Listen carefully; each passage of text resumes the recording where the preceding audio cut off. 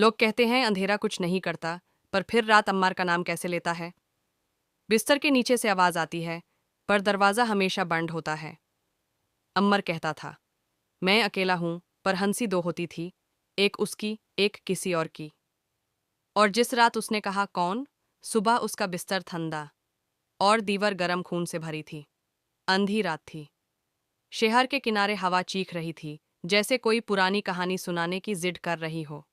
इस शहर के एक पुराने टूटे हुए इमारत में दरुल मसीह यतीम खाना था, जहां बच्चों की हंसी कम और वाजह के साए ज़्यादा रहते थे।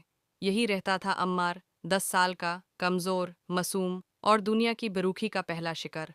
उसकी आंखों में हमेशा एक ही सवाल होता, मेरी गलती क्या थी कि सब मुझे छोड़ गए।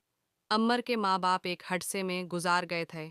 अम्मर ने उनके हाथ छोड़े नहीं थे, मगर मौत ने ज़रूर छोड़वा दिए।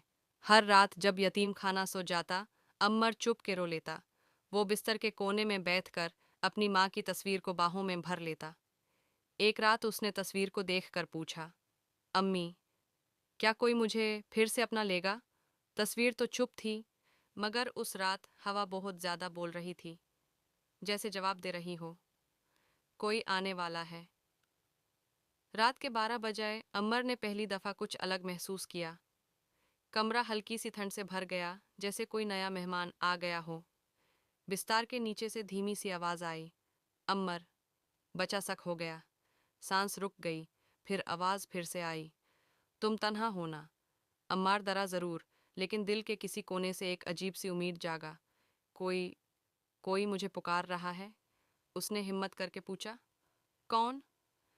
कमरे के कोने में अंधेरा और गहरा होने लगा। वहां से दो लाल जलती हुई आंखें उभार कर सामने आई, और एक आवाज़, मैं हूँ, तुम्हारा अपना। अम्मर का होश उड़ गया, मगर साया मुस्कुराता रहा। साया उसके पास आकर बैठा जैसे कोई दोस्त हो। अम्मार, मुझे पता है तुम्हारी दुआ क्या है। अम्मार की आंखों से आंसू बह गए, कोई मुझे अपना कह दे। साय ने उसका आंसू अपनी मोटी सी उंगलियों से पोंछा।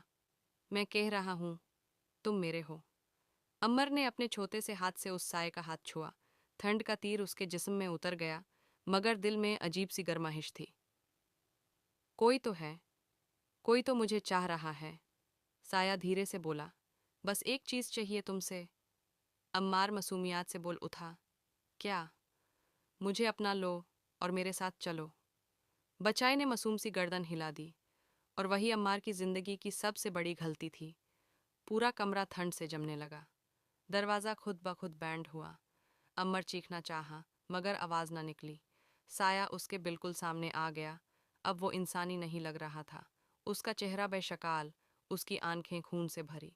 उसने बचाई का गाला छुआ और बोला, अब तुम कभी तन्हा नहीं रहोगे, क्योंकि तुम अब जिंदा नहीं रहोगे। अम्मार की आंखों में दार, आंसू और बेसहारा मासूमियत सब मिक्स हो गए। उसकी एक ही पुकार थी, अम्मी, मुझे बचा लो। मगर उस रात किसी की माँ नहीं आई। पूरा ऑर्फनेज अम्मार की दबती हुई चीखों से भर गया। फिर खामोशी। सुबह दरवाज़ा तोड़ा गया। कमरा ठंडा था, बहुत ठंडा। अम्मर का बिस्तर खाली था।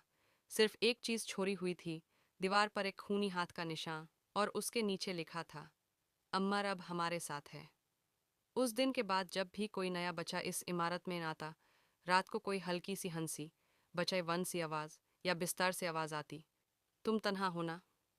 लोग कहते हैं अम्मार का साया अब भी उस इमारत में घूमता है। अगर तुमने पार्ट 2 नहीं देखा, तो जो उस बच्चाए के साथ रात को हुआ, वो तुम सोच भी नहीं सकते।